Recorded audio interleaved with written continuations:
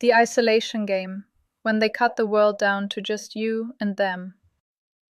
Interior Laura's apartment, evening. The room is quiet, too quiet. Soft light spills from the window, casting long shadows on the floor. Laura sits on the edge of the couch, phone in hand. A single unread message glows on the screen. Hey, haven't heard from you. Just checking in. She doesn't open it, her thumb hovers. She stares, not at the message, but at her reflection in the black screen, a face she hasn't recognized in a long time.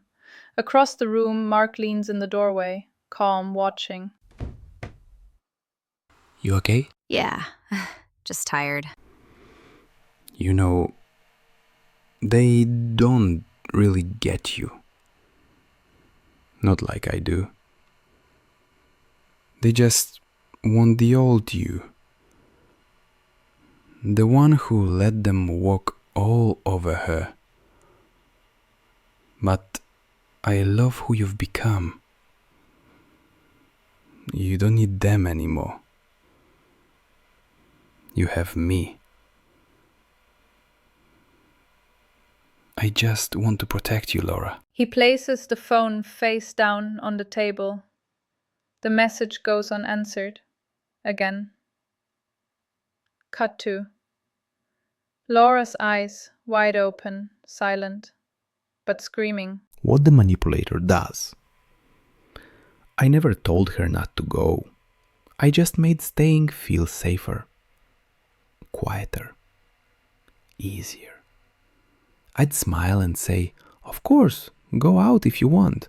But my eyes said, don't.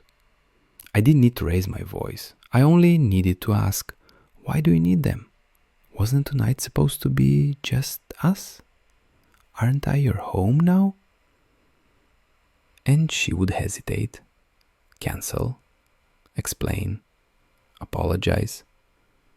Every time she found joy without me, I dimmed it. Not with anger, but with absence. I'd pull back, just enough to make her chase the warmth she used to feel before she chose herself. She stopped laughing around others. She stopped talking about her dreams. She stopped reaching out to them, to anyone. And I called it love. But it wasn't love. It was possession dressed in patience. Control wearing kindness like a mask. I didn't lock the door. I just made the world so cold she forgot there was life outside the room I built around her. And when she finally looked back, no one was there. Because I made sure she'd believe she didn't need anyone but me. That's not love. That's erasure. What I feel. I used to think I was just too sensitive, too emotional, too needy, too much. He never yelled, he just paused, went quiet, looked disappointed. That was enough. Every time I got excited about something, he made me feel silly. Every time I shared a story, he changed the subject. Every time I smiled at someone, he looked away, and I thought I did something wrong. So I started shrinking, softening my voice, filtering my thoughts, editing my joy. Until one day, I heard myself laugh and didn't recognize the sound. It was too careful, too checked, like it was asking permission. I wasn't living, I was managing his moods, making sure he felt big enough so I could feel safe. And when I needed support, when I cried or broke or bled, he said things like, "Don't make this about you. Other people have it worse. You're exhausting." So I stopped asking, stopped needing, stopped being. I thought love meant disappearing slowly so someone else could shine. But now I know that wasn't love. That was erasure. And I let it happen because I thought being chosen meant being quiet. Never again. Retaining why it works. Because it doesn't look like abuse. It looks like love with high standards. It looks like He just wants the best for me. He's honest. Brutally, but it's love, right? He notices everything. That means he cares. It works because control wears a kind face. Because when he isolates you, he calls it us against the world. When he corrects you, he calls it just helping you grow. When he disapproves, he says it's because he knows me better than anyone. And you believe it because you've been taught that love hurts, that real connection means sacrifice, that you should be grateful someone sees your flaws and stays. It works because no one warned us that sometimes the cage is made of compliments, and the lock clicks closed when you start questioning yourself instead of him. But once you name it, it starts to lose power, because what he called love was really control, in costume. What should have been done?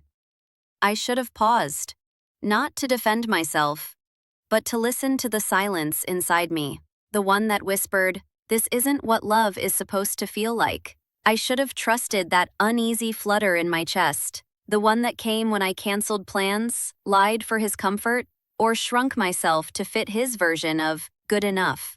I didn't need to fight him. I didn't need to convince him. I didn't need to explain why I needed friends, space, freedom. I just needed to remember, love that demands isolation isn't love, it's possession. And I am not something to be owned. I am someone to be loved. And that includes by myself. Emotional ending. He's in the kitchen. I'm by the door. There's no screaming, no scene. Just one final question from him. "So, you're really leaving?" I nod. But this time, I don't explain. Because I've explained 1,000 times. And each one carved a little piece out of me. So, I just whisper, not for him, but for the part of me that almost forgot. I was never supposed to disappear to be loved. I was supposed to be loved for being here.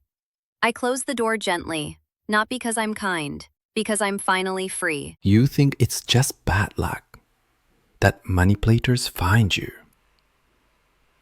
But let me tell you the truth. We feel you. We sense it. That softness, that ache to prove you're worthy, that reflex to forgive before we even apologize. You call it empathy. We call it opportunity. It's not your fault you're kind, but it's why we come back again and again. So if this feels familiar, don't just walk away. Subscribe, because you need to understand why and how to never let someone like me in your heart again.